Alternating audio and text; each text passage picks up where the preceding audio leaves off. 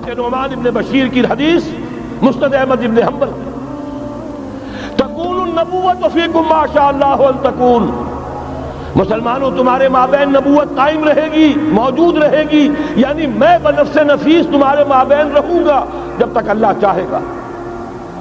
ثم یرفع اللہ اذا شاء یرفعها، پھر جب اللہ چاہے گا نبوت کو اٹھا لے گا، یعنی میرا انتقال ہو جائے گا۔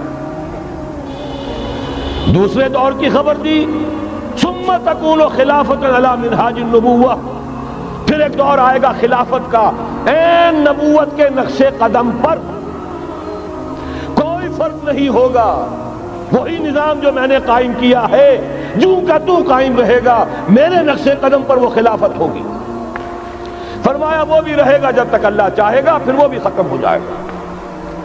پھر فرمایا تیسرا دور آئے گا، ثم تکون ملکن عاضا، ظالم ملوکیت، بادشاہی، محل بنیں گے، ٹھاٹ جمیں گے، ظلم کا سکہ رواں ہوگا، ناجائز قتل ہوں گے، حجاج ابن یوسف کے ہاتھوں سینکڑوں تابعی محمد ابن قاسم بلا کر شہید کر دیے گئے، ورنہ اسی وقت پورا یہ جزیرہ نما ہند جو ہے، انڈین پیننسولا، اس وقت پورا کا پورا مسلمان ہو جاتا۔ لیکن ملوکیت کو کبھی یہ برداشت نہیں ہوتا کہ کوئی شخص پبلک کے اندر مقبول ہونا شروع ہو جائے، پاپولر ہونا شروع ہو جائے، ان کے اقتدار کے لیے خطرہ ہو سکتا تھا۔ اسی دور ملوکیت میں واقعہ کربلا ہوا، حسین ابن علی رضی اللہ تعالی عنہما شہید ہوئے۔ اسی ظالمانہ حکومت کے دور میں واقعہ حرہ ہوا، مدینے کی بے حرمتی ہوئی 3 دن تک۔ اسی کے دور میں حضرت عبداللہ ابن زبیر رضی اللہ تعالی عنہما شہید ہوئے۔ میں اب کیا کیا گنواؤں؟ حضور نے جب فرمایا ثم تکون ملکن عاضا، کاٹ کھانے والی ملوکیت، یہ اسی کی شرح ہے۔ فرمایا یہ دور بھی رہے گا جب تک اللہ چاہے گا، پھر جب اللہ چاہے گا اسے بھی اٹھا دے گا۔ پھر چوتھا دور آئے گا، ثم تکون ملکن جبریا، پھر بادشاہی ہوگی غلامی کے ساتھ۔ میں نہیں کہہ سکتا اس وقت صحابہ نے اس کا مطلب کیا سمجھا ہوگا، اب چونکہ یہ دور ہمارے سامنے سے گزر چکا ہے، بلکہ ایک اعتبار سے ہم اسی دور میں سانس لے رہے ہیں، لہذا بات سمجھ میں آ رہی ہے کہ وہ ملوکیت چاہے ظالم تھی، بادشاہ مسلمان تو تھے، کلمہ گو تو تھے، ان میں بہت اچھے بھی ہوئے ہیں۔ تاریخ انسانی میں مسلمانوں کے جیسے عمدہ مثالیں ہیں عمدہ بادشاہوں کی، شاید تاریخ کے اندر کوئی اور مثالیں پیش نہ کی جا سکیں۔ لیکن یہ کہ اس کے بعد جو دور آیا، کہیں ہم تاج برطانیہ کے غلام بن گئے، ملکہ برطانیہ، شاہ برطانیہ، ہز میجسٹیز گورنمنٹ، ہر میجسٹیز گورنمنٹ، کہیں فرانس کے، کہیں اٹلی کے، کہیں ہالینڈ کے، کہیں اور کسی کے، فرانس کے، اس طرح سے پورا عالم اسلام جو ہے کولونیل دور کے اندر غلامی کے دور میں چلا گیا۔ یہ چوتھا دور تھا، لیکن یہاں تھوڑا سا توقف کر لیجئے۔ یہ چوتھا دور ایک درجے میں ختم ہو گیا ہے، کہتے ہیں دنیا والے کولونیل دور ختم ہو گیا، حقیقت میں ختم نہیں ہوا، براہ راست حکمرانی ختم ہوئی ہے، انڈائریکٹ رول جاری ہے، ریموٹ کنٹرول کے ذریعے سے وہی حکومت کر رہے ہیں، بٹن وہی سے دبتے ہیں، ہم جا کر جھولیاں انہی کے سامنے پسارتے ہیں، انہی سے کبھی سرمایہ کاری کی بھیک مانگتے ہیں، کبھی قرضوں کی بھیک مانگتے ہیں، ان کے چشم ابرو کے اشاروں کے منتظر رہتے ہیں۔ ہماری جنگ اور صلح ان کے تابع ہے، ہمارے تمام وسائل ان کے تسلط میں ہے۔ وہ دور ابھی ختم نہیں ہوا، فرق صرف یہ ہے پہلے براہ راست حاکم تھے، آج بالواسطہ حاکم ہیں۔ لیکن حضور نے فرمایا صلی اللہ علیہ وسلم یہ دور بھی ختم ہو کر رہے گا۔ یوں سمجھیے جیسے کراچی میں لانڈی کورنگی میں کئی نمبر آتے ہیں بسوں میں، Karachi Landhi number 1، Landhi number 2، Landhi number 3، پھر کہیں 3.5 بھی ہوتا ہے۔ آج ہم بیچ میں کھڑے ہیں اس چوتھے دور کے، کہ حضور کے قول کے مطابق ملکن جبرین، یا دور ابھی جاری ہے، نصف ختم ہو گیا ہے، نصف ابھی باقی. لیکن ایک بات تو بڑی تلخ ہے، ابھی بقیہ نصف میں بڑی قیامتیں گزرنے والی ہیں. اسی بقیہ نصف میں وہ معرکہ پیش آنے والا ہے، اسی میں وہ ملاحم ہوں گے، اسی میں وہ الملحمۃ العظمیٰ ہوگی، اسی میں دجال اکبر کا ظہور ہوگا. اس میں ہمارے اوپر تکالیف اور مصائب ابھی اور اس کے سائے گہرے ہوں گے، اور کچھ روز فضاؤں سے لہو برسے گا، اور غمناک یہ تاریک اندھیرے ہوں گے. لیکن اس کے بعد فرمان نبوت پوری شان کے ساتھ ظاہر ہوگا. ثم تکون خلافۃ علی منہاج النبوہ، پھر دور آئے گا خلافت علی منہاج النبوہ کا، دوبارہ وہی دور، بین ہی وہ نظام جو محمد رسول اللہ نے قائم فرمایا صلی اللہ علیہ وسلم، دنیا میں دوبارہ قائم ہو کر رہے. میرے کئی دوستوں نے کہا ہو کر رہے گا، میں یقین کے ساتھ کہتا ہوں ہو کر رہے گا. صرف یہ کہ ہم یہ نہیں کہہ سکتے ابھی اس میں کتنی دیر ہے. جیسے قرآن مجید میں کئی جگہ حضور سے کہلوایا گیا، نبی کہہ دیجئے ان ادری اقریب ام بعید ما توعدون، لوگوں جو وعدہ تم سے کیا جا رہا ہے یہ تو میں نہیں کہہ سکتا وہ جلدی پورا ہوگا یا دیر میں، ہوگا ضرور پورا. ان اللہ لا یخلف المیعاد، اللہ تعالیٰ اپنے وعدے کی خلاف ورزی نہیں کرتا. تو محمد الرسول اللہ صلی اللہ علیہ وسلم کی دی ہوئی نوید، دوبارہ خلافت علی منہاج النبوہ کا نظام قائم ہوگا. اور اس میں اب ذرا نور علی نور، دو حدیثیں اسی کتابچے میں شامل ہیں. پھر عرض کر رہا ہوں یہ آپ کو مل جائے گا اگر نہیں ہے اس وقت، اور میں چاہتا ہوں آپ ان کے متن یاد کریں، ان حدیثوں کے مبلغ بن جائیں، ان آیات کو حفظ جان بنائیں، تاکہ مایوسی کا مداوع ہو سکے. ہمتیں جو پست ہو رہی ہیں ان میں دوبارہ عزم جمع پیدا ہو سکے. اس لیے ہم نے بڑی تعداد میں اسے شائع کیا ہے. 100 کے پیکٹس کے اندر آپ کو یہ مل سکے گا اگر آپ لینا چاہیں. عام کریں، پھیلائیں. پہلی حدیث ہے مسلم شریف کی، صحیحین میں سے ایک، سند کے اعتبار سے بلند ترین درجہ. حضرت ثوبان اس کے راوی ہے رضی اللہ تعالی عنہ. بڑے پیارے الفاظ ہیں محمد الرسول اللہ صلی اللہ علیہ وسلم کے. فرماتے ہیں ان اللہ زوالی الارض، اللہ نے میرے لیے پوری زمین کو سکیڑ دیا، لپیٹ دیا. فرائیت مشارقہا و مغاربہا، میں نے اس کے سارے مشرق دیکھ لیے، سارے مغرب دیکھ لیے.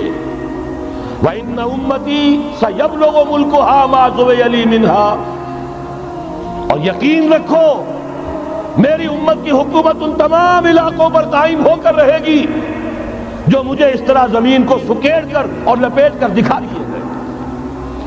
اب جس شخص کو بھی محمد کی رسالت پر ایمان ہے صلی اللہ علیہ وسلم، اسے کوئی شک نہیں ہو سکتا. دوسری روایت حضرت مقداد سے، یہ مسند احمد ابن حنبل کی روایت. حضرت مقداد رضی اللہ تعالیٰ عنہ فرماتے ہیں حضور نے ارشاد فرمایا لا يبقى على ظهر الارض بیت مدر ولا وبر الا ادخلہ اللہ کلمۃ الاسلام. اس روئے ارضی پر کوئی گھر نہیں بچے گا، نہ اینٹ گارے کا بنا ہوا نہ کمبلوں کا بنا ہوا خیمہ رہے گا جس میں اللہ تعالیٰ کلمہ اسلام کو داخل نہ کر دے. کل روئے ارضی پر ہر گھر میں اسلام داخل ہوگا. لیکن اس میں بڑی اہم بات ہے، ہمارے بعض دانشور آج جو گمراہیاں پھیلا رہے ہیں اس کا توڑ اس حدیث میں ہے اور ہمیں صدمہ ہے. علامہ اقبال کا فرزند، اور وہ اس مغالطوں کو عام کر رہا ہے. اور بھی چھٹ بھئیے دانشور تھے، ان کی بات کی کوئی اہمیت نہیں تھی، لیکن اب وہی بات کہی ہے ڈاکٹر جاوید اقبال نے. اس حدیث میں اس کا توڑ ہے. اسلام کا غلبہ ہوگا تو کیسے ہوگا؟ بعز عزیز وذل ذلیل، یا تو کسی عزت والے کے اعزاز کے ساتھ ہوگا اور یا کسی کمزور کی مغلوبیت کی بنیاد پر ہوگا. اما یعزہم اللہ یا تو اللہ گھر والوں کو، خیمے والوں کو اعزاز عطا فرمائے گا، فَيَكُونُونَ مِنْ أَهْلِهَا، وہ اسلام ہی کے کلمے کو قبول کر لیں گے، وَإِمَّا يُذِلُّهُمْ، یا اللہ انہیں مغلوب کر دے گا، فَيَدِينُونَ لَهَا، اور ان کے لیے لازم ہوگا کہ وہ اسلام کی تابعداری اختیار کریں۔ یہی دو راستے ہیں، یہی سورہ توبہ میں بتایا گیا تھا، ان یہودیوں سے، ان نصارہ سے مسلمانوں جنگ جاری رکھو، حتیٰ یؤتوا الجزیۃ عن ید وہم صاغرون، یہاں تک کہ اپنے ہاتھ سے جزیہ پیش کریں، چھوٹے بنے، اسلام کی بالادستی کو قبول کریں۔ میثاق مدینہ یہ تو اصل میں جد و جہد کے دوران کا ایک مرحلہ ہے، دوران میں تو کبھی صورتحال بدلتی ہے، تدبیریں ہوتی ہیں، صلح بھی ہوتی ہے، جنگ بھی ہوتی ہے، آخری فیصلہ قرآن کا کیا ہے؟ مسلمان اور غیر مسلم مل کر ایک امت نہیں بن سکتے، ایک ملت نہیں بن سکتے۔ اسی بنیاد پر پاکستان بنایا، دو قومی نظریے کا سب سے بڑا پرچارک علامہ اقبال، وطنی قومیت کی نفی کرنے والا شدید ترین الفاظ میں علامہ اقبال، اور اس کے فرزند جو ہے وہ ایک قوم ہونے کا تصور دے رہے ہیں مسلمانوں اور غیر مسلموں کے۔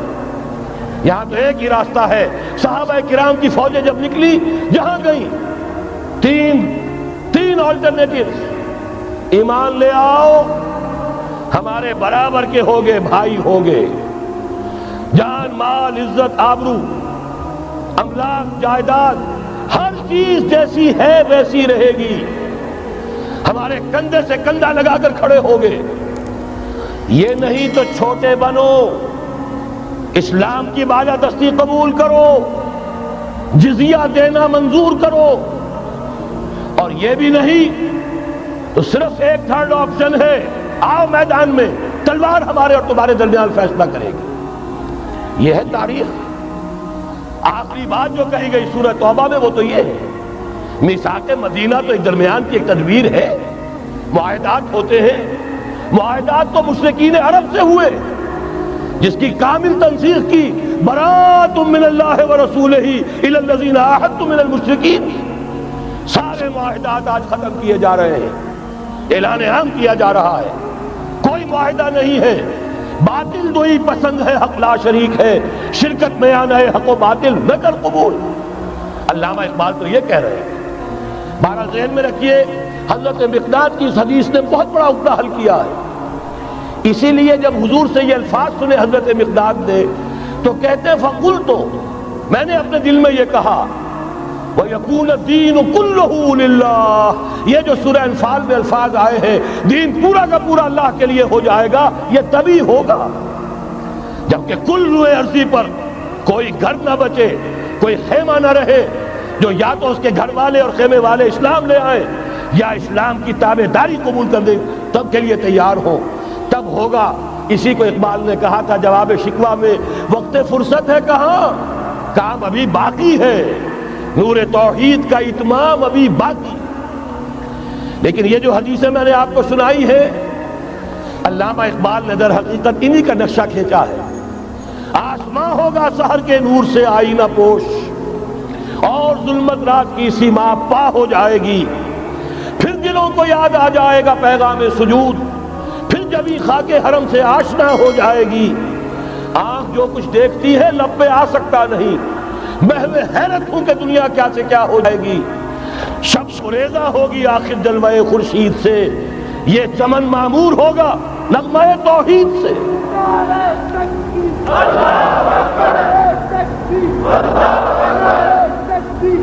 میں نے اس پر جو عنوان قائم کیا ہے، کل جہاں معمور ہوگا نغمہ توحید سے، یہ پورا کا پورا عالم کرۂ ارضی جگمگا اٹھے گا۔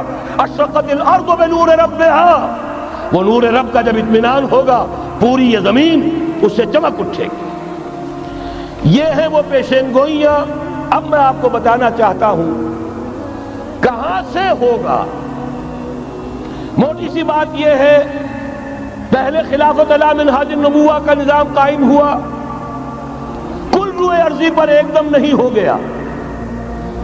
ایک ملک جزیرہ نما عرب، محمد الرسول اللہ صلی اللہ علیہ وسلم والذین معہ رضی اللہ تعالی عنہم اجمعین، ان کی جد و جہد، ایثار، قربانی، اس کے نتیجے میں جزیرہ نما عرب وہاں یہ نظام قائم ہو گیا۔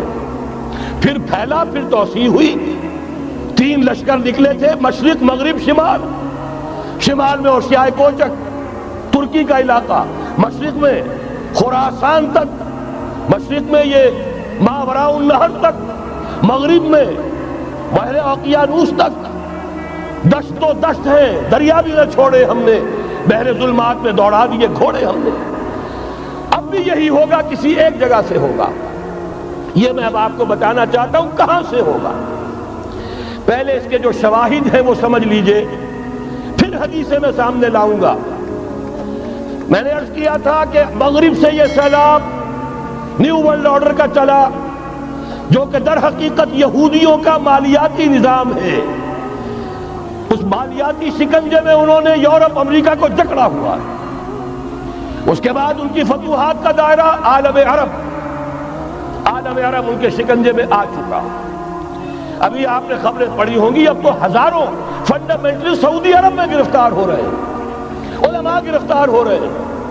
یہ ساری حکومتیں جو امریکہ کے ایجنٹوں پر مشتمل ہیں، در حقیقت یہی سب سے پہلے اپنے ہاں کے جو مسلمان ہیں، جنہیں یہ کہتے ہیں کہ یہ فنڈامنٹلسٹ ہیں، سب سے پہلے تشدد ان کی طرف سے ہوگا۔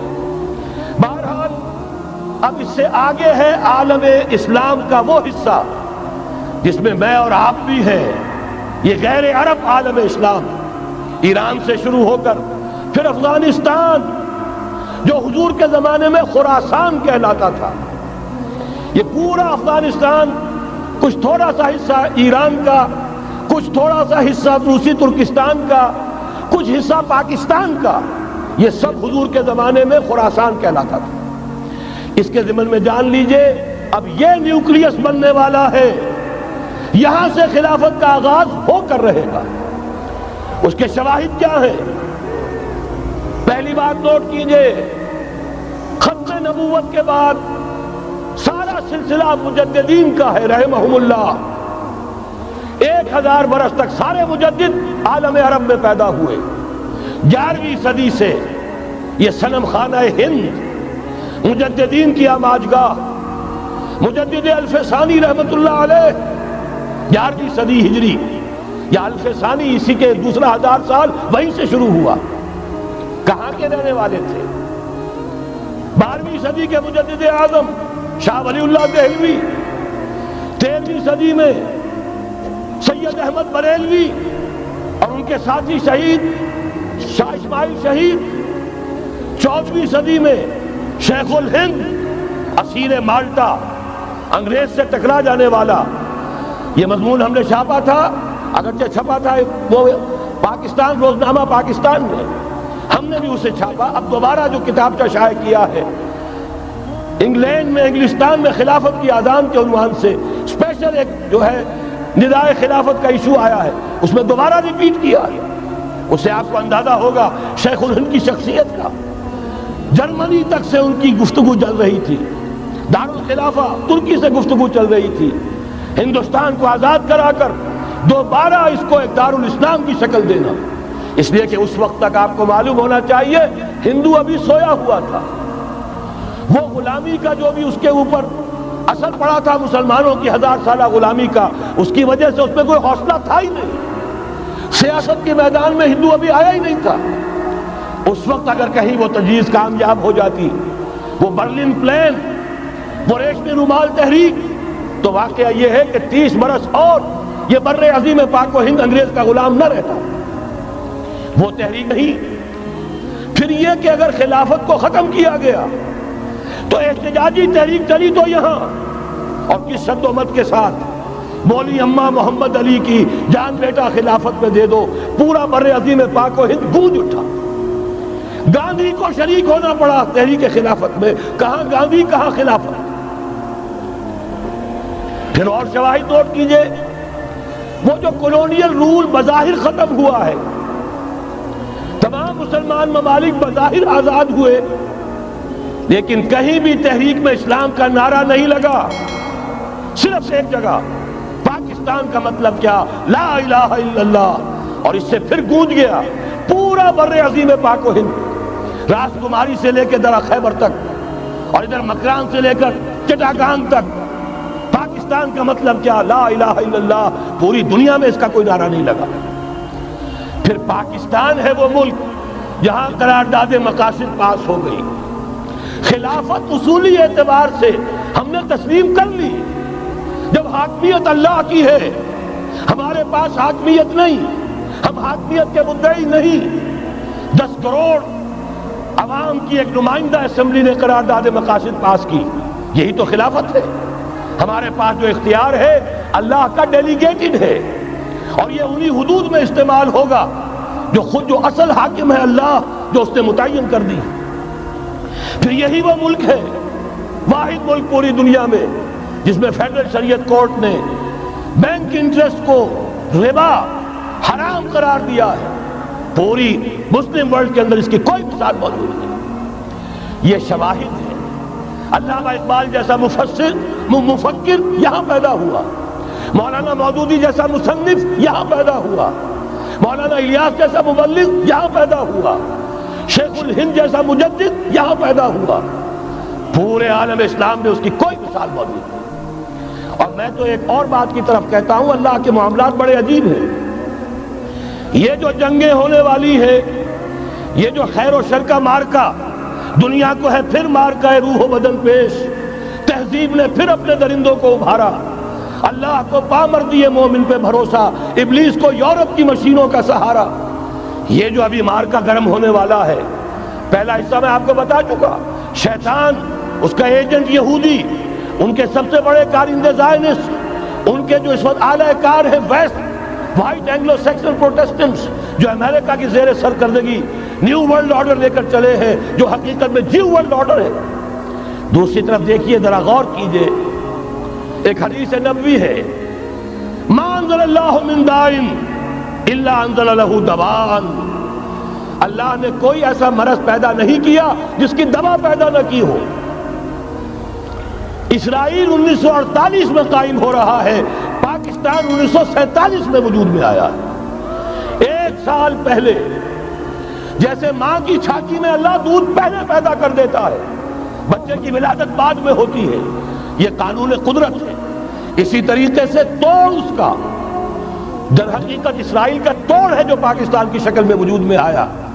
یہ دوسری بات ہے کہ ہم بھٹک گئے، منزل کا سراغ بھول گئے، ہم آ کر دولت کے پھندوں میں، اور سب سے بڑھ کر یہ کہ جو متروکہ جائیداد کے لالچ، ہم اس میں پڑ گئے، بھول گئے یہ پاکستان کس لیے بنایا تھا، بھٹک گئے۔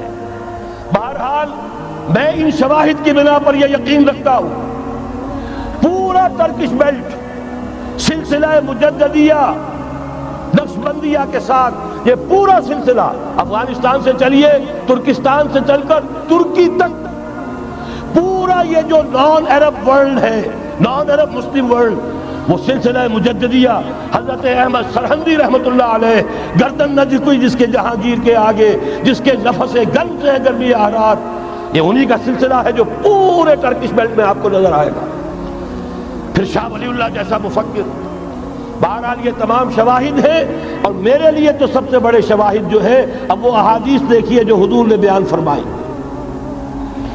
جب یہ مارکا گرم ہوگا، ایک حدیث ہے، حضور فرماتے ہیں، ابن ماجہ کی روایت ہے، حضرت عبداللہ ابن حارث رضی اللہ تعالی عنہ سے، یخرج ناس من المشرق یودعون للمہدی یعنی سلطان ہی۔ جب اس عالم عرب میں، ایک بات میں عرض کر چکا ہوں، بڑی تلخ بات ہے، عالم عرب ہمارا بہتر حصہ ہے، افضل حصہ ہے، ان کو اللہ نے فضیلت ہم سے بہت زیادہ دی ہے۔ سب سے بڑی فضیلت کہ محمد خود صلی اللہ علیہ وسلم عرب تھے، یہ رتبہ بلند ملا جس کو مل گیا۔ پھر مستقل فضیلت، اللہ کا کلام ان کی زبان میں موجود ہے، مادری زبان۔ لہذا اگر انہوں نے کوتاہی کی، انہوں نے پیٹھ دکھائی، بہت بڑے مجرم ہیں، اس میں کوئی شک نہیں۔ اور یہی وجہ ہے یہ سارے ملاحد وہی ہونے ہیں، ایسی ایسی بھاری جنگیں، حضور فرماتے ہیں اتنے لوگ ہلاک ہوں گے کہ پرندہ اڑتا چلا جائے گا، اترنے کی جگہ نہیں ملے گی، لاشیں ہی لاشیں ہوں گی، یہ شکل ہونے والی ہے۔ اور میں تو چونکہ ایک مضمون اور کتابچے کی شکل میں بھی شائع ہو چکا ہے، جس میں کہ حضور کی اس حدیث کے حوالے سے میری امت پر بھی وہ سب کچھ وارد ہوگا جو سابقہ امت پر ہوا، اسی کے حوالے سے عرض کر چکا ہوں۔ اگر اس صدی میں ہولوکاسٹ میں 60 لاکھ یہودی مارا گیا ہے، کوئی اسی کا دوبارہ چربا جو ہے امت مسلمہ پر بھی آنے والا ہے۔ لیکن اس کے بعد پھر ان کے لیے فوجیں جائیں گی مشرق سے، وہاں جو امام ہوں گے، جو بھی ان کو لیڈ کر رہے ہوں گے، حضرت مہدی، یہ تصور ذہن میں رکھیے، ہمارے مابین اور عیسائیوں کے مابین حضرت مسیح کی ذات مشترک، اگرچہ ان کا یہ عقیدہ ہے کہ وہ سولی دیے گئے، فوت ہو گئے، معاذ اللہ ثم معاذ اللہ، پھر زندہ ہو کر آسمان پر گئے، پھر آئیں گے۔ ہم کہتے ہیں نہیں، وہ سولی دیے ہی نہیں گئے، وہ زندہ آسمان پر اٹھائے گئے، واپس آئیں گے۔ گویا کہ بہت حد تک اشتراک ہے، لیکن ایک اختلاف بھی ہے۔ اسی طرح حضرت مہدی کے بارے میں شیعہ اور سنی تصورات میں اتفاق بھی ہے، اختلاف بھی ہے۔ یقیناً امت مسلمہ، امت عرب، مجھے تو اقبال کا وہ شعر یاد آتا ہے، خون اسرائیل آ جاتا ہے آخر جوش میں، توڑ دیتا ہے کوئی موسیٰ طلسم سامری، تو کیا خون اسماعیل جوش میں نہیں آئے گا؟ حضرت اسماعیل کی نسل میں حضور، اور حضور کی صاحبزادی حضرت فاطمہ رضی اللہ تعالی عنہ، حضور نے فرمایا میری اس بیٹی کی نسل میں اللہ تعالیٰ ایک شخص کو اٹھائے گا جو اس وقت مسلمانوں کی قیادت کرے گا۔ یہ چیز ہمارے اور اہل تشیع کے مابین مشترک، فرق یہ ہے وہ سمجھتے ہیں کہ ان کے 12ویں امام کہ جو آج سے 1200 برس قبل روپوش ہو گئے تھے وہ ظاہر ہوں گے، ہمارے نزدیک نہیں، وہ پیدا ہوں گے، نومولود ہوں گے، عام انسانوں کی طرح آئیں گے، ہوں گے نسل فاطمہ میں سے رضی اللہ تعالی عنہ، اور وہ اس وقت عربوں کی قیادت کریں گے۔ خون اسماعیل آ جائے گا آخر جوش میں، اور کوئی حضرت مہدی وہ آئیں گے اور اٹھیں گے اور قیادت کریں گے، دجال سے مقابلہ کریں گے اور اس ملاحم کے اندر قیادت فرمائیں گے، لیکن ان کی مدد کے لیے مشرق سے فوجیں آئیں گی۔ گویا کہ پہلے مشرقی کسی ملک میں یہ نظام قائم ہو چکا ہوگا، کوئی ایسی طاقت وجود میں آ چکی ہوگی کہ جب وہاں بھٹی دہکے گی تو وہاں کے مسلمانوں کی امداد مشرقی ممالک سے جائے گی۔ اور ایک دوسری حدیث میں، یہ تو ترمذی کی روایت ہے، کتب حدیث میں تیسرے نمبر پر کتاب یہی ہے، صحیح بخاری، صحیح مسلم، پھر یہ جامع ترمذی، اس میں حضرت ابو ہریرہ سے روایت ہے، یخرج من خراسان رایات سود، خراسان میں بتا چکا ہوں حضور کے زمانے کا خراسان، افغانستان، کچھ حصہ پاکستان کا، کچھ روسی ترکستان کی آزاد ریاستیں جو ابھی ہوئی ہیں، تھوڑا سا حصہ ایران کا، یہ خراسان بزرگ، دی اولڈ گریٹر خراسان، یہاں سے فوجیں چلیں گی، سیاہ علم برآمد ہوں گے، اور کوئی طاقت انہیں روک نہ سکے گی، ان کا منہ پھیر نہ سکے گی، یہاں تک کہ وہ ایلیا حضور کے زمانے میں یروشلم کا نام تھا، یہاں تک کہ ایلیا میں جا کر نصب ہو جائے۔ گویا کہ یہ جو ہمارے ہاتھ سے نکلا ہے قبضے سے، پہلے بھی عربوں کے ہاتھوں سے نکلا تھا بیت المقدس، یروشلم، عرب واپس نہیں لے سکے تھے، کرد خون صلاح الدین ایوبی اس نے واپس لیا، عربوں میں دم نہیں رہا تھا، عیاشیوں کی وجہ سے کھوکھلے ہو چکے تھے۔ میں تجھ کو بتاتا ہوں تقدیر امم کیا ہے، شمشیر و سنا اول، طاؤس و رباب آخر۔ یہی وجہ ہے کہ تقریباً 20 صدی کے بعد ان کی حکومت ختم، آشمارا حق بود در خون بارد بر زمین، بر زوال ملک مستعصم امیر المومنین، یہ ہوا کہ نہیں ہوا؟ جبکہ آئے ہیں تاتاری ہورس، اور جنہوں نے کہ آخری خلیفہ بنو عباس اسے محل میں سے نکالا، ایک کھال کے اندر لپیٹ کر اور اپنے گھوڑوں کے سونوں تلے کچل دیا، عرب معزول کر دیے گئے تھے۔ لیکن اب دوبارہ عربوں کو جب سہارا ملا ہے، لیکن اب بھی انہوں نے کہیں اسلام قائم نہیں کیا، کوئی روس کا غلام رہا، کوئی امریکہ کا غلام رہا، کسی نے اس کا ساتھ دیا، کسی نے اس کا ساتھ دیا، تہذیب ہے تو مغربی، تمدن ہے تو مغربی، وضع میں تم ہو نصارہ تو تمدن میں ہنود، یہ مسلمان ہیں جنہیں دیکھ کے شرمائے یہود۔ یہی معاملہ جب ان کا ہوا تو اب اللہ تعالیٰ کی طرف سے ان کے اوپر وہ عذاب کی بھٹی گرم ہونے والی ہے۔ لیکن اس کے بعد پھر یہاں سے جائیں گے وہ جو ان کی مدد کریں گے، اور یہ ایلیا کو واپس لینے والے، یہ مشرق سے چلنے والے لشکر ہوں گے۔ یہ دو حدیثیں ابھی سن لیجئے، اور تیسری حدیث یہ ہے، حضور نے فرمایا، یہ سنن نسائی کی روایت ہے، قال رسول اللہ صلی اللہ علیہ وسلم عصابتان من امتی احرزهم اللہ من النار، میری امت کے دو لشکر ایسے ہوں گے جنہیں اللہ نے آگ سے نجات دے دی ہے، پہلے ہی سے ڈکلیئرڈ ہے۔ عصابۃ تغزو الہند، ایک لشکر کے جو ہند پر حملہ آور ہوگا، وعصابۃ تکون مع عیسیٰ ابن مریم علیہ السلام، اور دوسرا لشکر وہ ہے جو حضرت عیسیٰ کے ساتھ جا کر اور ان کے ساتھ مل کر یہودیوں کے خلاف جنگ کرے گا۔ میں اس حدیث کا جو مطلب سمجھتا ہوں واللہ عالم، یہ اسی علاقے میں جب انقلاب آ جائے گا، یہ علاقہ خراسان اور پاکستان، جب یہاں نظام خلافت قائم ہوگا، یہاں سے اسلام کی توسیع ہوگی، اور یہاں سے جانب مشرق ہند اور جانب مغرب یہ جو یہودیوں کا سیلاب آ رہا ہے، ان دونوں کا مقابلہ کرنے کے لیے انشاءاللہ العزیز، ورنہ یہ عصابتان جو ہے ایک حدیث میں جمع کرنے کی کوئی اور حکمت ہو نہیں سکتی، ورنہ تو ہندوستان پہ کئی لشکر آئے ہیں، لیکن یہ کہ در حقیقت اسی وقت جبکہ عالم عرب میں وہ بھٹی دہکے گی، اسی وقت یہاں انقلاب آ چکا ہوگا، ایک طرف یہاں سے مدد کے لیے لشکر جائیں گے کہ جو مسلمان عرب جو ہیں ان کی مدد کریں گے، حضرت مہدی کے جھنڈے تلے لڑیں گے، حضرت مہدی کی حکومت کو مستحکم کریں گے، یؤطئون للمہدی، دوسری طرف وہ ہندوستان کی طرف پیش قدمی کریں گے، اور یہیں سے جیسے اس وقت سیلاب نکلا تھا جزیرہ نما عرب سے،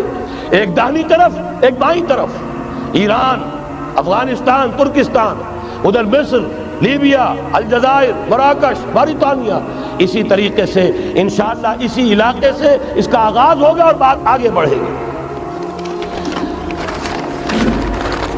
تو غرض اصل حاصل کیا ہے؟ یہ ہونا ہے، پچھلے آثار ثابت کر رہے ہیں کہ ہونا ہے، حضور کی احادیث بتا رہی ہے کہ یہی سے ہونا ہے، ہوا صرف یہ ہے ہم بھٹک گئے، ہمیں اپنی منزل یاد نہ رہی۔ میں تو بہرحال ان لوگوں میں سے ہوں جنہوں نے نعرے لگائے تھے پاکستان کا مطلب کیا، لا الہ الا اللہ۔ میں سن 46 میں یہاں حبیبیہ ہال میں قائد اعظم نے مسلم اسٹوڈنٹ فیڈریشن کے جس اجلاس کو خطاب کیا تھا، ضلع حصار سے جو 2 ڈیلیگیٹ آئے تھے ان میں سے ایک میں تھا۔ میں نے بہرحال اس تحریک میں بھی حصہ لیا ہے، ایک ننھے کارکن کی حیثیت سے لیا ہے، پھر حالات کو بدلتے اپنے آنکھوں سے دیکھا ہے، ہم کہاں سے کہاں جا پہنچے ہیں۔ ضرورت صرف اس بات کی ہے کہ آج ہمارا حال یہ ہے، ہماری قیادت، ہماری سیاست ان لوگوں کے ہاتھ میں ہے کہ وہ فریب خوردہ شاہی کے پلاح و کرگسوں میں، اسے کیا خبر کہ کیا ہے، تب وہ تاب جاویدانہ، ان کی تہذیب مغربی، ان کی ذہنیت مغربی، ان کی وضاقتہ مغربی، ان کا تمدن مغربی، ان کی سوچ مغربی، ان کے سارے اطوار مغربی، لہذا در حقیقت ایک تو یہ کہ ان سے چھٹکارا پانا، اور دوسرے یہ کہ در حقیقت مغرب کی تمام طاقتوں کو للکارنے کے لیے اس قوم کے اندر سے جذبہ ایمان، جذبہ جہاد کو برآمد کرنا، یہ 2 کام ہیں جو کرنے ہیں، اور اگر ہم یہ کر لیں گے، جیسا کہ میں نے آیت آپ کو سنائی تھی، اللہ کا کوئی وعدہ غیر مشروط نہیں، ایمان اور عمل صالح، ایمان اور جہاد، یہ وعدے پورے کرو گے تو اللہ کا وعدہ بھی پورا ہوگا۔ لیکن ظاہر بات ہے جیسے یہودیوں نے یورپ کو فتح کیا اور آج وہ مغرب یہودیوں ہی کے زیر اثر ہمیں فتح کرنے پر تلا ہوا ہے، آج نوٹ کیجئے جس طرح 3 اطراف سے یہودیوں نے حملہ کیا یورپ پر، میں اس کا تذکرہ کر چکا ہوں، آج ہم پر بھی اسی طرح کا 3 pronged اٹیک ہے۔ نمبر 1، ایٹمی دانت نہ نکلنے پائیں اس قوم کے، رول بیک کرانے کے لیے خاموش ڈپلومیسی، اس کے ہتھ کنڈے، کہیں ان میں طاقت نہ ہو جائے، کہیں یہ چیلنج کرنے کی پوزیشن میں نہ آ جائیں، اپنے پاس ایٹمک ہتھیاروں کے انبار ہوں، لیکن کسی مسلمان ملک کے پاس آ گیا تو وہ اسلامک بم بن جائے گا۔ اگر وہ اسرائیل کے پاس ہے کوئی حرج نہیں، لیکن پاکستان کے پاس کسی صورت میں اسلحہ نہیں ہونا چاہیے. کمزور رکھو، ہمارے دستے نگر رہے، ہماری ہی مرضی پر، ہمارے چشم ابرو کے اشارے پر حرکت کریں. نمبر 2، اباحیت، بے حیائی، عریانی، فحاشی، اس کا سیلاب اور سب سے بڑھ کر خاندانی نظام کو برباد کرنے کے لیے یہ بہبود آبادی کا پروگرام. اور دیکھیے جادو وہ جو سر چڑھ کر بولے مسلمانوں کے ہاتھوں کرا رہے ہیں. قاہرہ میں کانفرنس کرائی ہے ایک مسلمان ملک میں، اور یہ کہ اس کو آرگنائز کرنے والی ایک پاکستانی مسلمان عورت. یہ ہے در حقیقت کہ وہ لوگ اگر کرنا بھی چاہتے ہیں تو اس کا الزام بھی براہ راست اپنے اوپر نہیں، بلکہ یہ کہ خود کوئی مسلمان ہو جو یہ کام کرے. اب جو سیلاب آئے گا جس کے لیے مدد بھی دی جا رہی ہے، اس سے ہمارے سارے بندے حیا ٹوٹ کر رہ جائیں گے، خاندانی نظام گرم برم ہو کر رہ جائے گا. جو ابھی تک اللہ کا شکر ہے کہ ہمارے ملک کے اندر انٹیکٹ ہے کچھ اوپر کا طبقہ جو بالکل ہی مغربی تہذیب میں رگا گیا ہے، ورنہ ہمارے ہاں خاندان کا نظام ابھی انٹیکٹ ہے. لیکن یہ کہ یہ سیلاب بھی بڑی شدت سے آ رہا ہے، یہ چیزیں بیک وقت کیوں ہو رہی ہیں. اور تیسرا اور سب سے زیادہ سٹل وار، سب سے زیادہ یوں سمجھیے کہ جو لطیف، جو کہ ایک طرح کا احسان جتایا جا رہا ہے، ڈالروں کی اب یلغار. اب یہاں پر امریکی سرمایہ اور ڈالر چاہے مشرق سے آئے چاہے مغرب سے آئے، وہ یہودیوں کا اعلی کار ہے. آپ نے اگر $1 نوٹ کا اگر کبھی نقشہ دیکھا ہو، اس کے اوپر جو سگنیا بنا ہوا ہے، جو نشان ہے، وہ کیا ہے؟ پیرامڈ، احرام مصر. یہ کن کے لیے اہمیت رکھتے ہیں؟ ہزارہا یہودیوں کا خون اور ان کی ہڈیاں ان پیرامڈز کے تلے دبی ہوئی. جب یہ احرام بنائے گئے تھے، یہ یہودی وہاں غلامی کے دور میں تھے، بیگار ان سے لی جا رہی تھی. بڑے بڑے پتھر جب گرتے تھے تو پسنے والے یہودی ہوتے تھے. یہ ان کی اپنی جیسے ہولوکاسٹ، جیسے انہوں نے اس کو اپنا سمبل بنایا ہوا ہے، اسی طریقے سے پیرامڈ، مصر کا پیرامڈ، یہ گویا کہ ان کے اس زوال کا ایک نشان ہے. اور اس پر ایک آنکھ بنی ہوئی ہے، ایک آنکھ، کان دجال کی آنکھ، وہ دیکھ رہی ہے. عجیب ہے یہ سمبل. نیچے لکھا ہوا ہے نووس آرڈو سیکلورم، اور یہ در حقیقت 1776 جو نیچے لکھا ہوا ہے وہ رومن حروف کے اندر یہ 1776 ہے، جو میں بتا چکا ہوں آرڈر آف ایلومیناٹی وساپ نے قائم کیا تھا. عام دنیا یہ سمجھتی ہے کہ شاید یہ امریکہ کا یوم آزادی ہے، سن آزادی ہے. 1 مئی اس آرڈر آف ایلومیناٹی کی تاسیس 1 مئی کو ہوئی ہے. یہ 1 مئی جو منایا جاتا ہے، دھوکہ یہ دیا گیا ہے کہ یہ شکاگو کے جو مزدور ہیں ان کی یادگار ہے. حقیقت میں یہ 1 مئی اور 1776 آرڈر آف دی ایلومیناٹی کی تاسیس کی تاریخ ہے. یہ تمام معاملات سمجھ لیجئے. ڈالر در حقیقت ہم نے ابھی تازہ ندائے خلافت میں نعیم صدیقی صاحب کی نظم شائع کی ہے. 45 برس بلکہ شاید اس سے بھی زیادہ عرصے کی پرانی نظم ہے جو ہم نے شائع کی ہے. ڈالر میرے اس دیش کو ناپاک نہ کرنا. اور میں تو انہیں داد دیتا ہوں جو کچھ انہوں نے، شاعر کہتے ہیں اس کو جو صاحب شعور ہے، اس صاحب شعور نے جو مشاہدہ کیا ہے کہ ڈالر آئے گا تو کیا آئے گا ہمارے ہاں، اس کے پوری داستان اس تازہ ندائے خلافت میں ہم نے نہ معلوم کہاں سے اس کو کھود کر نکلوایا ہے. ہم ان کا احسان مانتے ہیں کہ انہوں نے اپنی یہ پرانی نظم، اب ان کی جماعت تو سب بھول بھال گئی ان چیزوں کو، اسی لیے وہ اسے تج کر باہر بھی اب آ گئے. بہرحال ہمیں تو ان کی ایک ایک چیز جو ہے، مجھے تو وہ شعر آج کا اگر آپ نے جنگ کا میرا کالم پڑھا ہو، میری تو فکر کے اندر رچ بس گیا ہے. پاکستان کے بارے میں جب کہا تھا، اے آندھیوں سنبھل کے چلو اس دیار میں، امید کے چراغ جلائے ہوئے ہیں ہم.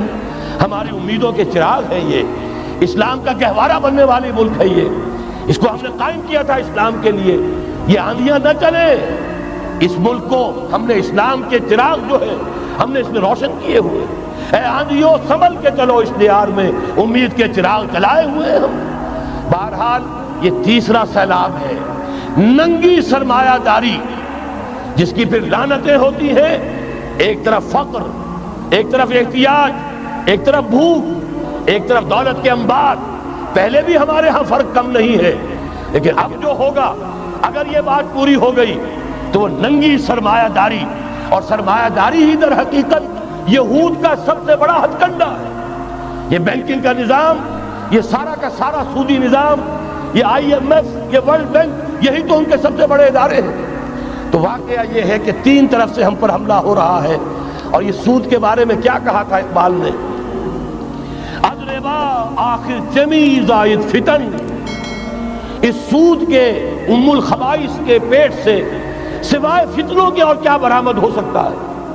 کسرت آنت لذت قرض حسن، کسی کو قرض حسنہ کی لذت یاد نہیں رہی۔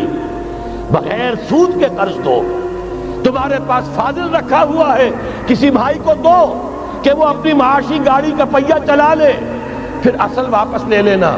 اگر اتنی ہمت نہیں ہے کہ ان تصدقوا فهو خیر لکم، صدقہ ہی کر دو تو سب سے اچھا ہے، دے ہی ڈالو اپنا فاضل سرمایہ۔ یسألونک ماذا ينفقون قل العفو، مت رکھو اپنے پاس، یہ گندگی ہے۔ لیکن اگر بڑے ہی کم ہمت ہو تو کم سے کم قرض حسنہ دو، اپنی اصل رقم واپس لینا۔ کسند آنت قزت لذت قرض حسن، اضربا جاں تیرا دل چو خشت و سنگ، اس لیے کہ سود کے ذریعے سے انسان کے اندر تاریکی پھیل جاتی ہے، دل جو ہے اینٹ کے مانند، پتھر کے مانند سخت ہو جاتا ہے، کٹھور۔ ثم قست قلوبکم فہی کالحجارۃ او اشد قسوۃ، آدمی درندہ بے دندان و چنگ، اور انسان بغیر اس کے کہ بھیڑیوں والے دانت ہوں اور بھیڑیوں والے پنجے ہوں، بھیڑیا بن جاتا ہے۔ بہرحال اب کرنے کا کام کیا ہے اس کو سمجھیے۔ اس پوری صورتحال کا میں نے آپ کے سامنے نقشہ پیش کر دیا۔ ایک طرف مغرب سے نیو ورلڈ آرڈر، جو نیو ورلڈ آرڈر ہے، اس وقت کی سپریم پاور آن ارتھ، امریکہ کی سرپرستی میں بڑی تیزی کے ساتھ حملہ آور ہے۔ دوسری طرف وَمَكَرُوا وَمَكَرَ اللَّهُ وَاللَّهُ خَيْرُ الْمَاكِرِينَ، اللہ کو پامردی مومن پہ بھروسہ، ابلیس کو یورپ کی مشینوں کا سہارا۔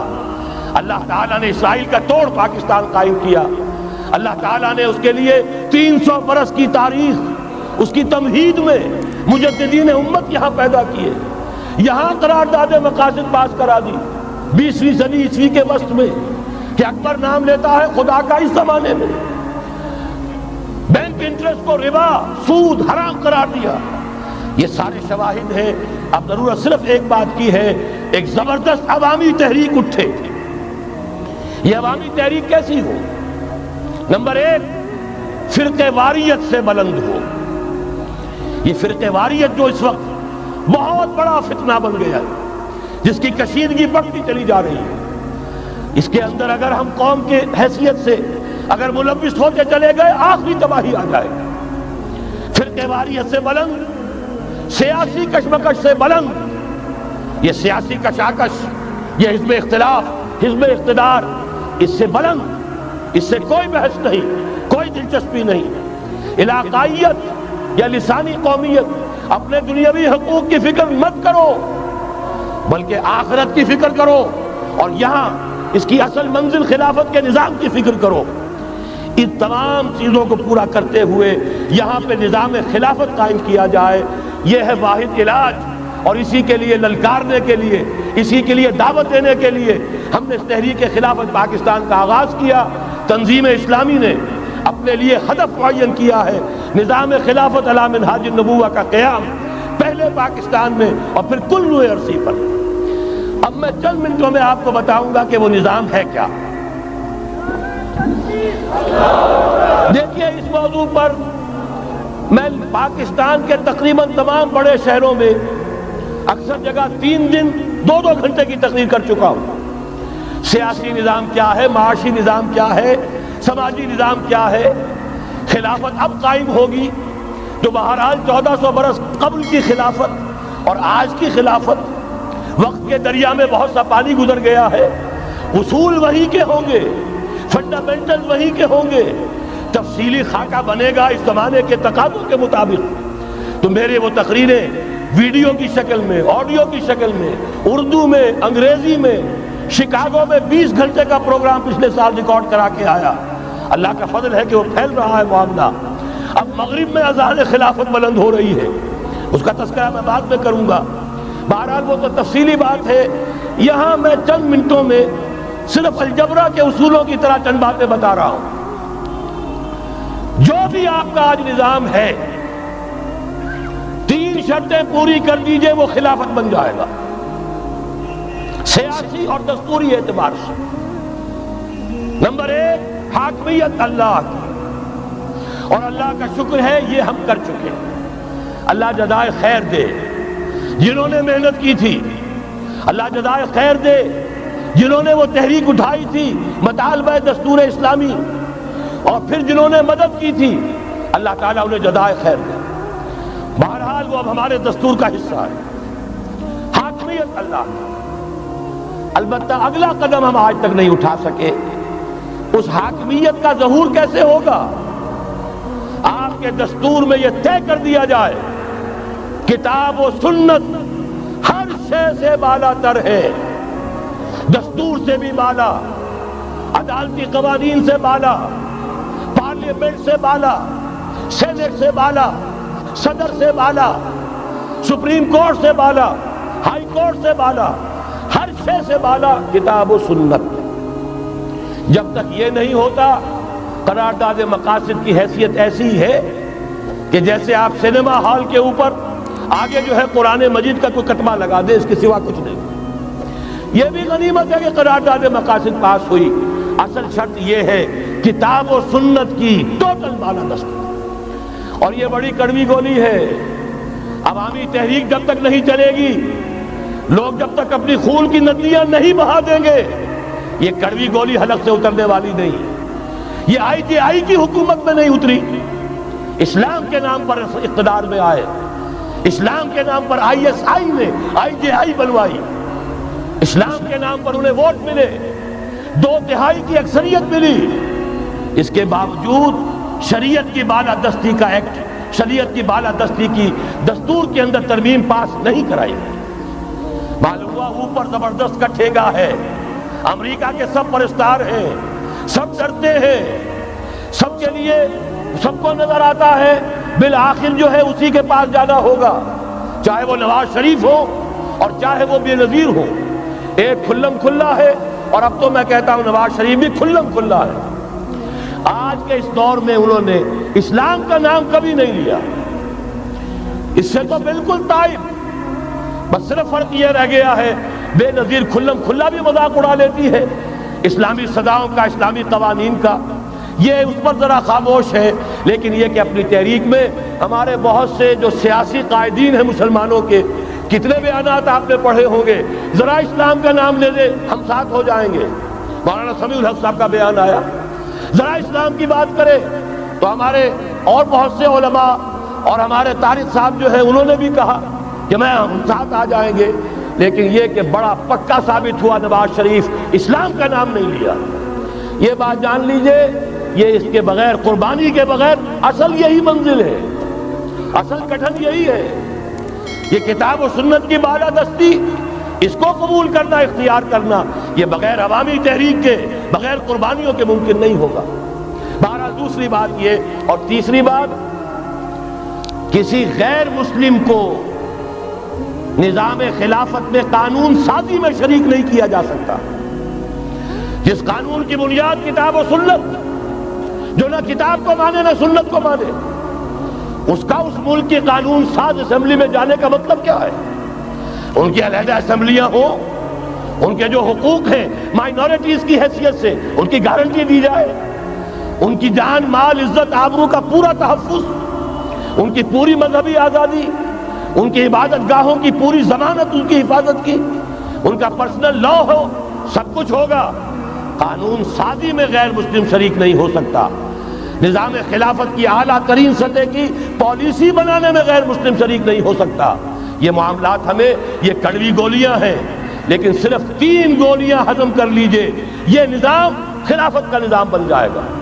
البتہ چوتھی بات اور عرض کر دوں، وہ کہتا ہوں بہتر ہے کہ اس پارلیمانی نظام کی لعنت جو انگریزوں کے وراثت کے طور پر ہمیں ملی ہے، اسے چھوڑ کر صدارتی نظام اختیار کیا جائے، وہ صدارتی نظام جو نظام خلافت سے قریب تر ہے، انہوں نے ہم سے لیا ہے۔ اقبال نے کہا ہے ہر کجا بینی جہان رنگ و بو، زاں کے از خاکش برو یا دارزو، یا نور مصطفیٰ اورا بہاش، یا ہنوز اندر تلاش مصطفیٰ۔ اگر کوئی اچھائی ان کے پاس ہے وہ نور مصطفیٰ سے مانگی ہوئی ہے۔ یہ خلافت کے نظام کا چربا ہے۔ ایک شخص کو منتخب کرو، اب اسے اختیار دو، اس کے ہاتھ کھلے رکھو، اسے کام کرنے دو۔ ہاں امپیچمنٹ کا نظام ہو، غلط ہو تو اسے سیدھا کرنے کا نظام ہو، اس کے لیے آپ امپیچمنٹ کا نظام آج کی جو امریکہ کی حکومت ہے اس میں بھی ہے۔ اور کیسا ہے کہ ذرا سا اندیشہ ہوا تھا اور نکسن صاحب جو ہے بھاگ کھڑے ہوئے تھے۔ تو میرے نزدیک صدارتی نظام اور چھوٹے صوبے، یہ بڑے بڑے صوبوں کی ضرورت نہیں ہے، چھوٹے صوبے ہوں، لوگوں کو سہولتیں ہوں، ہر علاقے کے لوگوں کو معلوم ہو کہ ہمارے معاملات ہمارے اپنے ہاتھ میں ہیں، ان کے اندر کوئی احساس جو ہے محرومی کا پیدا نہ ہونے پائے۔ اس لیے کہ وہی چیز ہے جو سیاہی گھول دیتی ہے۔ کون سیاہی گھول رہا ہے وقت کے بہتے دریا میں؟ یہ ساری سیاہیاں جو سندھ میں گھل رہی ہیں، بلوچستان میں گھل رہی ہیں، سرائکی کے علاقے میں گھل رہی ہیں، ان سب کا علاج ہے چھوٹے صوبے بناؤ۔ لیکن یہ چیزیں خلافت کی شرائط میں سے نہیں ہیں۔ بہتر بات ہے، دنیاوی اعتبار سے بہتر بات ہے، انتظامی اعتبار سے بہتر بات ہے۔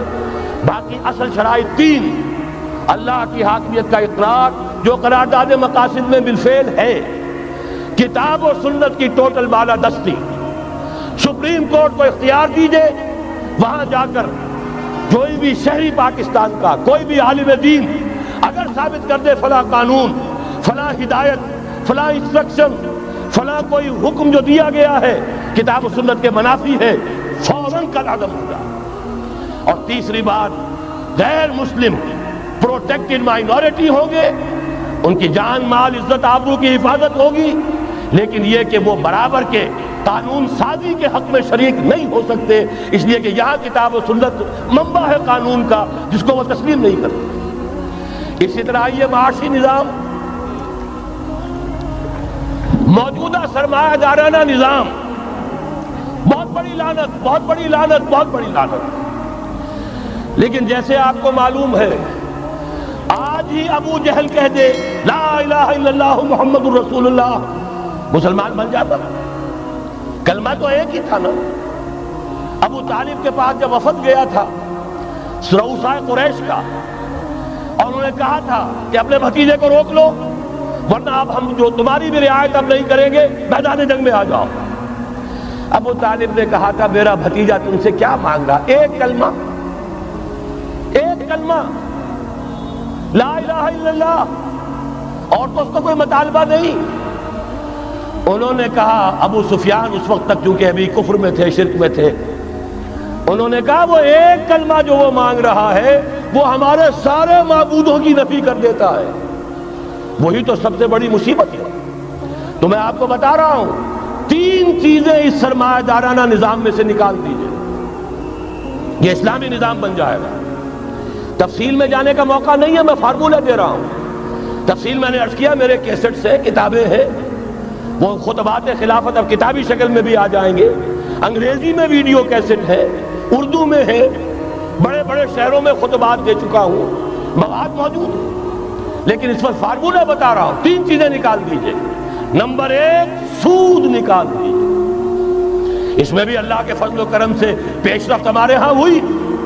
فیڈرل شریعت کورٹ نے فتویٰ دیا اور اتنا زبردست ججمنٹ لکھا ہے، پوری دنیا کے لیے رہنمائی کا ذریعہ بن جائے گا۔ یہی وجہ ہے کہ مجھے معلوم ہوا ہے موجودہ حکومت نے اس کی اشاعت روک دی ہے۔ باہر کے ممالک سے ڈیمانڈ، میں جب انگلستان میں تھا ابھی 2 مہینے قبل، وہاں کچھ لوگوں کے سامنے تذکرہ کیا، انہوں نے کہا ہمیں منگا کے دیجئے، بنگلہ دیش کے مسلمان تھے، ہمیں منگا کے دیجئے۔ میں نے یہاں لکھا، معلوم ہوا کہ نہیں، وہ مل ہی نہیں رہا، بلکہ کہہ دیا گیا اسے مت چھاپو، اس کی اشاعت مت، اس لیے کہ وہ کلمہ خیر کہیں پھیل نہ جائے۔ یہودی کا اگر علاج ہے، جیسے آپ نے سنا تھا بچپن میں کہانیاں، دیو کی جان ایک طوطے کی گردن میں ہے، طوطے کی گردن مروڑ دو گے دیو مر جائے گا۔ یہودی کی جان سود میں ہے۔ یہ سارا ہتھ کنڈا اس کا جو ہے جو ورلڈ ڈومینیشن یہودی چاہ رہا ہے وہ مالیاتی نوعیت کی ہے. وہ اپنی حکومت قائم نہیں کرنا چاہتا. حکومت کے تو بڑے کھکھیڑ ہوتے ہیں, بڑی ذمہ داریاں ہوتی ہیں, لوگوں کی تنقیدیں سننی پڑتی ہیں, بھوکے بھیڑیے کبھی ٹوٹ پڑتے ہیں. لہذا ان کو چھوڑو, حکومت وہ خود کرے. ہاں وہ محنت کرے حیوانوں کی طرح, ملائی ہمارے پاس آتی چلی جائے, زندہ رہنے کی حد تک تو ان کو دیں گے. جیسے تانگے والا گھوڑے کو بھی آخر دانہ تو ڈالتا ہے کہ اگلے دن پھر اسے جوتنا ہے تانگے کے اندر, لیکن اصل کمائی تو اس کی ہے جو ہو رہی ہے. صرف یہ مالیاتی نظام اور اس کا ایک ہی لفظ کے اندر توڑ ہے, سود ختم اور یہود کی گویا کہ جان نکل جائے گی. یہی وجہ ہے جیسے ہی فیڈرل شریعت کورٹ کا فیصلہ آیا تھا, وہ جو کوئی چیزیں پائپ کے اندر پڑی ہوئی تھی مدد کی, وہ بھی روک لی گئی. یہ قوم کدھر جا رہی ہے؟ یہ تو ہمارے ہاتھ سے نکلی جا رہی ہے. اور جب تک کہ اس کے خلاف IJI کی حکومت کو سپریم کورٹ میں اپیل میں نہیں پہنچا دیا, اس وقت تک یہ ہے $1 جو ہے کہیں سے ادھر سے ادھر ہلنے نہیں دیا. یہ ہے حقائق, اصل میں ان کو سمجھ لیجیے. سود نکال دیجئے, جوا, اسپیکولیشن, فارورڈ ٹریڈنگ کی وہ ساری صورتیں جو صرف بیع سلم ایک جائز ہے, باقی ساری صورتیں حرام ہیں, ان کو نکال دیجئے اور جاگیرداری ختم کر دیجئے. جاگیرداری ختم کرنے کے لیے حضرت عمر کی شمشیر لانی ہوگی, شمشیر فاروقی. ان کا یہ فتویٰ تھا, اجماع تھا کہ جو ملک, جو علاقے بزور شمشیر فتح ہوئے ہیں وہ کسی کی انفرادی ملکیت نہیں رہیں گے, وہ امت مسلمہ کی اجتماعی ملکیت ہے. کوئی انچ زمین, اسی وجہ سے ہمارے ہاں فرق ہے خراجی اور عشری. عشری زمین ملکیتی ہوتی ہے, اس میں سے ایک مسلمان جس کی ملکیتی زمین ہے اس کا وہ 10واں حصہ یا 20واں حصہ پیداوار کا دے کر فارغ. اور جو خراجی زمین ہوتی ہے وہ کسی کی ملکیتی نہیں ہوتی, وہ تو مسلمانوں کی ہے, نظام خلافت کی ہے. جو کام کر رہا ہے چاہے مسلمان ہو چاہے غیر مسلم ہو, وہ کاشت کرے گا, آدھا اس کا ہے, آدھا ریاست کا ہے, بیت المال کا ہے. یہ ہے نظام خراجی کا اور عشری کا فرق. اور حضرت عمر نے طے کر دیا تھا رضی اللہ تعالیٰ عنہ کہ جتنے علاقے فتح ہوئے, یہ مصر ہے, یہ عراق ہے, یہ شام ہے, یہ ایران ہے, ساری زمینیں مسلمانوں کی اجتماعی ملکیت. کام کرنے والے چاہے یہودی ہوں, چاہے مجوسی ہوں, چاہے عیسائی ہوں, چاہے وہ مسلمان ہو جائیں, زمین خراجی رہے گی. زمین سے خراج جائے گا بیت المال میں تاکہ تمام امت کی بہبود میں صرف ہو سکے. 3 کام کر دیجئے, باقی ساری market forces, free economy, personal incentive, personal ownership, ساری چیزیں, سارے اصول جس کی وجہ سے کہ سرمایہ داری کو فتح حاصل ہوئی ہے کمیونزم کے اوپر, وہ سارے اصول اسلام کے اندر موجود ہیں. لیکن سود نکال دو, جوا نکال دو, جاگیرداری نکال دو. اب آؤ اوپن کمپٹیشن, سرمایہ کاری کرو. ابھی آپ نے نظم پڑھی, سرمایہ داری کو ختم کرنا ہے, سرمایہ کاری کو فروغ دینا ہے. یہ ہے اسلام کا نظام معیشت. البتہ اس میں چوتھی چیز, کفالت عامہ کے لیے زکوٰۃ کا نظام مکمل قائم کرو. ہر شہری کی بنیادی ضروریات کی پوری ذمہ داری اور کفالت نظام خلافت لیتا ہے.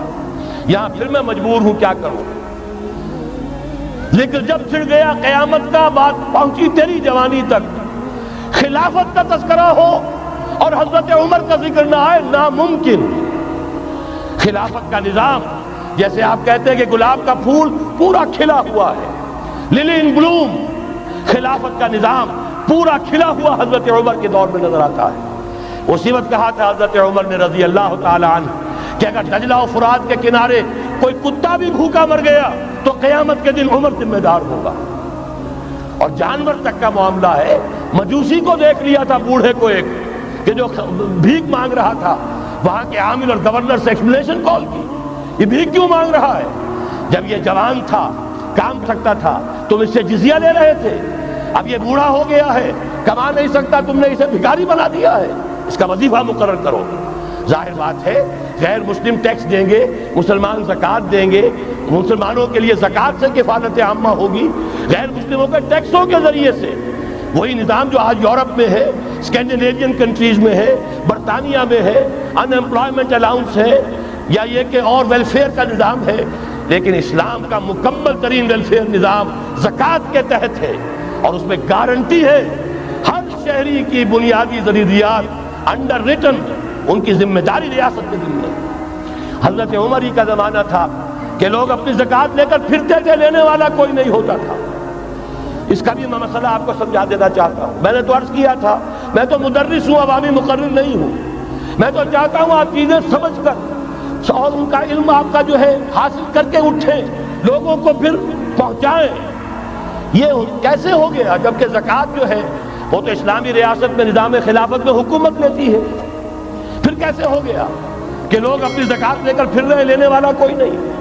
اس کو بھی جان لیجئے، جیسے زمین کی دو قسمیں میں نے بیان کی، خراجی اور عشری، ایسے ہی زکوٰۃ کے قابل جو مال ہے اس کی بھی دو قسمیں ہیں۔ اموال باطنہ، گھروں میں رکھی ہوئی کوئی نقدی ہے، کوئی زیور ہے، کوئی اور ایسی چیزیں ہیں، یہ اموال باطنہ کہلاتی ہے۔ اس کی زکوٰۃ جبراً حکومت نہیں لے گی۔ اگر اس کی زکوٰۃ جبراً حکومت لے تو گھروں کی تلاشیاں لینی پڑیں گی، جا کے تکیے پھاڑ پھاڑ کے دیکھنے پڑیں گے کہ کہیں کچھ رکھا ہوا تو نہیں ہے۔ یہ معاملہ مسلمانوں کی ان کی اپنی نیت پر، ایمان پر، اللہ کے ساتھ ان کے خلوص و اخلاص پر چھوڑ دیا۔ ہاں اموال ظاہرہ، دکان میں 5 لاکھ کا مال پڑا ہے، 2.5% دے دو۔ گودام میں 10 لاکھ کا مال پڑا ہے، 2.5% دے دو۔ تمہارا کارخانہ ہے بہت بڑا، اس کی زمین معاف، بلڈنگ معاف، مشینری معاف، ٹولز معاف، لیکن جو سرمایہ چل رہا ہے، چاہے وہ خام مال پڑا ہے چاہے فنشڈ، ٹوٹل کی مالیت کے اوپر 2.5% دے دو۔ یہ ہے زکوٰۃ جس کو بدنام کیا ضیاء الحق صاحب نے۔ صرف سود جو ہے، سود والا جو صرف بینکوں کے اندر ڈپازٹ ہے، اس سے 2.5% لے کر اسے زکوٰۃ قرار دے دیا، حالانکہ وہ تو کوئی زکوٰۃ نہ ہوئی، سود کا کمیشن ہوا، اس کے سوا کچھ بھی نہیں۔ زکوٰۃ تو یہ ہے کہ ہر دکاندار، اور مجھے یقین ہے مسلمان دے گا، آپ اسے انکم ٹیکس جیسے لعنتی ٹیکس سے نجات دیجئے جس نے اسے جھوٹ بولنے پہ مجبور کیا ہوا ہے۔ یہ لعنتی ٹیکس ہے در حقیقت کہ جس نے ہر شخص کو جھوٹا بننے پر مجبور کر دیا ہے۔ ان کو ختم کریں۔ زکوٰۃ تو مسلمان اپنے ایمان کے تقاضے پر دے گا، اور وہ دے گا اور خوشی سے دے گا۔ یہ آدھا یہ پورا نظام جو ہے اس کو اختیار کیا جائے زکوٰۃ کے، تو پوری ویلفیئر سٹیٹ، دنیا کے بلند ترین معیارات کی ویلفیئر سٹیٹ قائم ہو جائے، جو حضرت عمر نے کہا تھا کہ کوئی کتا بھی بھوکا اور پیاسا نہ رہے۔ اب آئیے تیسرا معاملہ سماجی، یہاں بھی 3 ہی باتیں کہوں گا۔ ترقی ہے، تعلیم ہے، ان میں کوئی رکاوٹ نہیں، خواتین کام کریں کوئی رکاوٹ نہیں۔ کیا چیز نکالنی؟ بے حیائی، بے حجابی، عریانی نکال دو، سطر و حجاب انفورس کرو، سیگریگیشن، عورتوں کے اسکول علیحدہ، مردوں کے علیحدہ، عورتوں کے کالج علیحدہ، مردوں کے علیحدہ، عورتوں کی یونیورسٹی علیحدہ، مردوں کی علیحدہ، عورتوں کے ہسپتال علیحدہ، مردوں کے ہسپتال علیحدہ۔ کسی درجے میں تو ہمارے ہاں ہے، اس کو آگے بڑھاؤ، یونیورسٹی بناؤ۔ اسی طریقے سے ہسپتال میں، مردوں کے ہسپتال میں عورتوں کو نرس رکھنا کیوں لازم ہے؟ کیا مرد نرسنگ نہیں کر سکتے؟ کیا فوج کی جو فارورڈ یونٹس ہوتے ہیں میڈیکل، کیا ان میں عورتیں جاتی ہیں نرسوں کی حیثیت سے؟ جہاں اصل ضرورت ہوتی ہے، کسی کا بازو اڑ گیا ہے، کسی کی ٹانگ اڑ گئی ہے، کسی کا پیٹ چاک ہو گیا ہے، آنتیں باہر ہے، بڑی ٹینڈر نرسنگ کی ضرورت ہے، وہاں تو عورت نہیں جاتی، وہاں تو میل نرسز ہے۔ تو مردانہ ہسپتالوں میں مردوں کو نرس رکھو، زنانہ ہسپتالوں میں عورتوں کو نرس رکھو، عورتیں مریض ہوں، عورتیں ڈاکٹر ہوں، عورتیں جو ہے نرسنگ کریں، وہاں کی انتظامیہ بھی عورتوں کو دیجیے۔ پھر یہ ہے کہ ساری پرائمری ایجوکیشن عورتوں کو دے دیجیے۔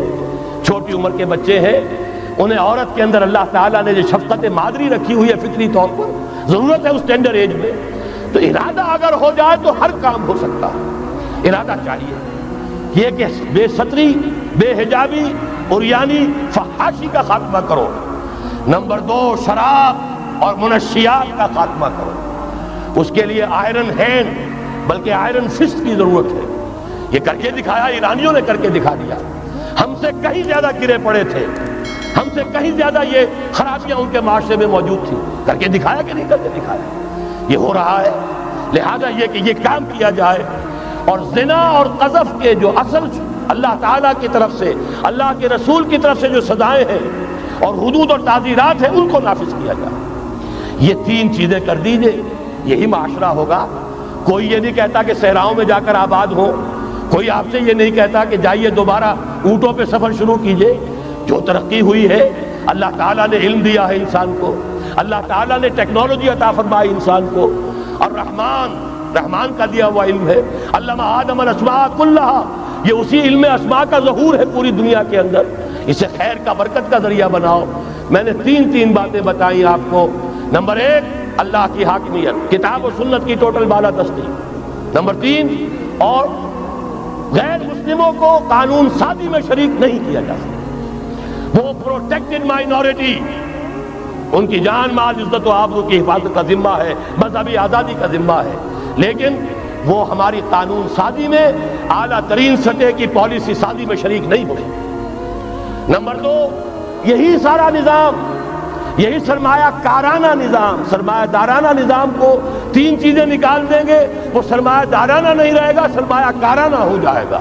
یہ سرمایہ کارانہ نظام، سود نکال دو، جوا نکال دو، جاگیرداری ختم کر دو، یہی رحمت ہو جائے گی۔ اللہ کی ربوبیت عامہ، ربوبیت کاملہ کے آپ کو منظر نظر آئیں گے۔